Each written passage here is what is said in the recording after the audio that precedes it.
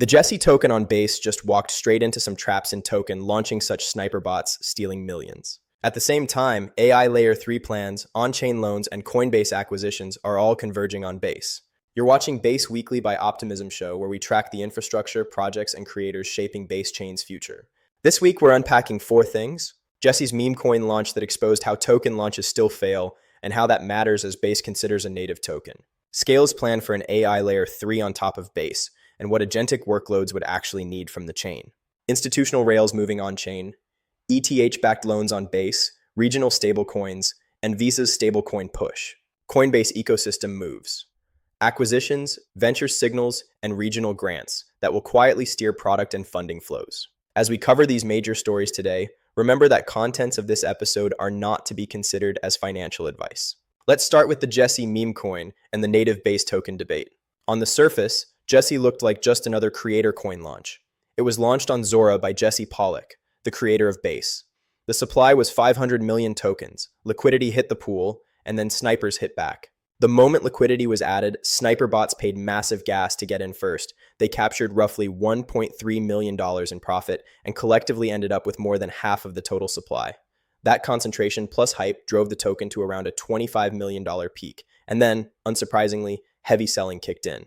Price dropped on the order of the mid 30% range in a very short window. So why does this matter for Base as a whole? Because Coinbase has quietly shifted from absolutely no token to we're actively exploring a native Base token. Pressure from other tokenized L2s, funding outflows, and a slightly friendlier regulatory window are all pushing them in that direction. The Jesse token episode is basically a test case of what can go wrong at small scale before you try it with a multi-billion-dollar asset. This is also happening at a time when Base's technical infrastructure is actually ready for high-throughput token activity.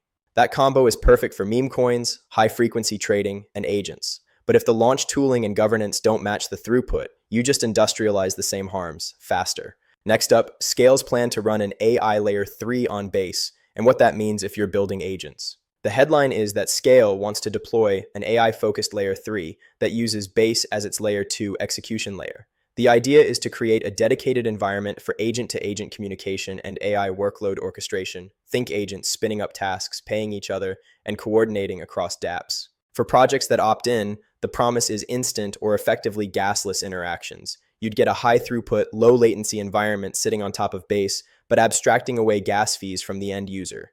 On top of that, SKALE's design includes a built-in credit or resource allocation system. Instead of raw gas, agents could be metered using credits paid in USDC or SKALE.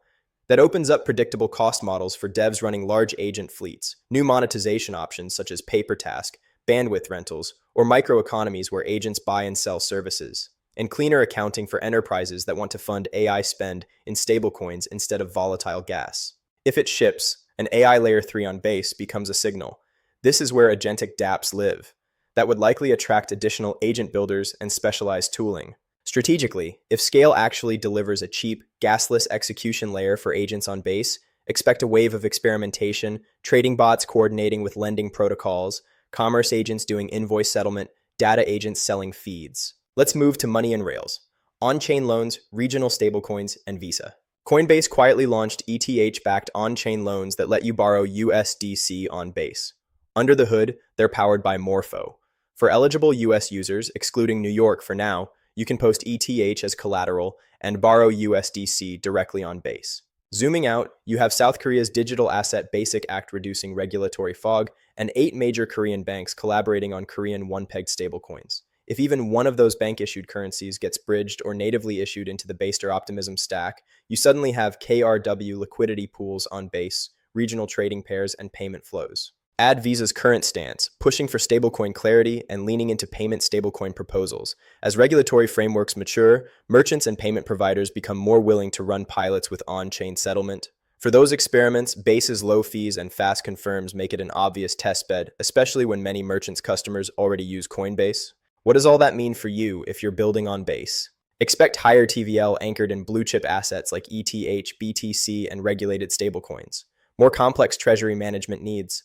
Think multi-currency, yield-bearing stable vaults, and loan portfolios. If Base pairs cheap execution with enterprise-grade custody and settlement primitives, it can become the origin point for loans and payments, not just another DeFi venue. If it doesn't, those flows will gravitate to whichever chain can satisfy compliance teams fastest. Finally, let's talk about how Coinbase itself is shaping the Base ecosystem: acquisitions, venture signals, and grants. Coinbase is acquiring Vector.fun, a 13-person Solana DEX team. The Vector app is getting shut down. The team and tech are being pulled into Coinbase to improve decentralized exchange access directly inside the Coinbase app, and include Solana assets as well on top of Base. At the same time, Coinbase Ventures has teaser pages around ideas we are excited for in 2026 and a next chapter announcement. Public details are thin or blocked in some regions, but historically, whatever Coinbase Ventures says it's excited about ends up overrepresented in funded projects on Base. Region-specific activity.